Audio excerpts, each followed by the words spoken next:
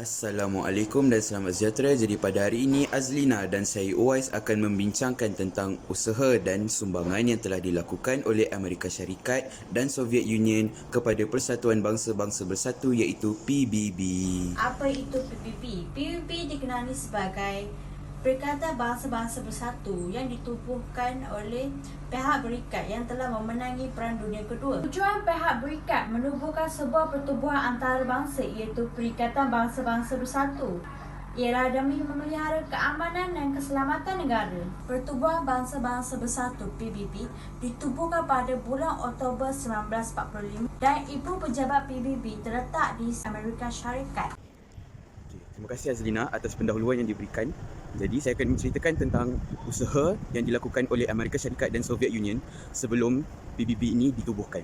Jadi usaha pertama yang dilakukan oleh mereka ialah pertemuan yang diadakan di Dumbarton Oaks di Amerika Syarikat pada tahun 1944. Pertemuan ini dihadiri oleh 4 kuasa diplomasi besar iaitu Amerika Syarikat dan Soviet Union sendiri, disertai oleh Britain dan juga China. Terdapat juga usaha yang dilakukan oleh Amerika Syarikat dan Soviet Union iaitu persidangan Yalta di Crimea pada tahun 1945 di mana mereka berusaha untuk mencapai objektif PBB iaitu mengekalkan keamanan antarabangsa dengan membincangkan masa hadapan Eropah pada masa itu di mana mereka berada di tengah-tengah kancah peperangan iaitu Perang Dunia Kedua. Dan selepas itu mereka mengadakan persidangan di San Francisco yang dihadiri oleh lebih ramai negara lagi dan akhirnya PBB ditubuhkan secara rasmi. Sekian daripada saya. Sekarang saya bawa ke Azlina untuk menceritakan tentang sumbangan PBB yang dilakukan oleh Amerika Syarikat dan Soviet Union.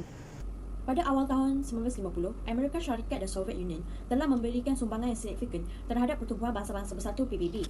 Dari segi sumbangan kewangan kepada PBB iaitu Pertubuhan Bangsa-Bangsa Bersatu, Amerika Syarikat dan Soviet Union mendahului dari segi jumlah yang disumbangkan setiap tahun.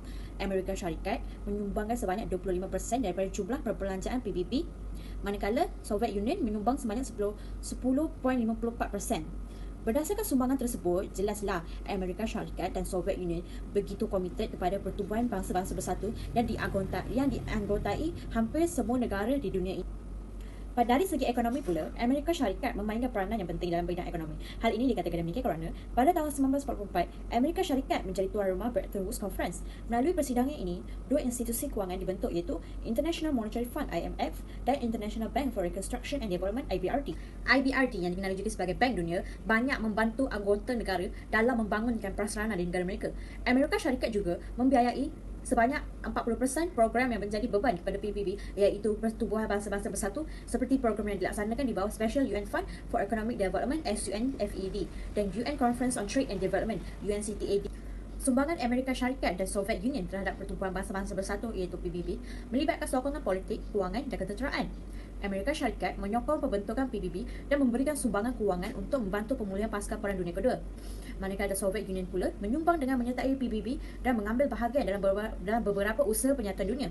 Kesimpulannya, jelaslah bahawa sumbangan Amerika Syarikat dan Britain jelas jauh lebih berkesan di dalam PBB berbanding liga-liga bangsa, di mana institusi ini kekal kukuh sehingga ke masa sekarang. Jadi sumbangan kedua-dua kuasa besar ini dalam memimpin negara-negara lain untuk memastikan keselamatan dan keamanan antarabangsa terjamin itu patutlah dihargai. Sekian daripada kami. Terima kasih.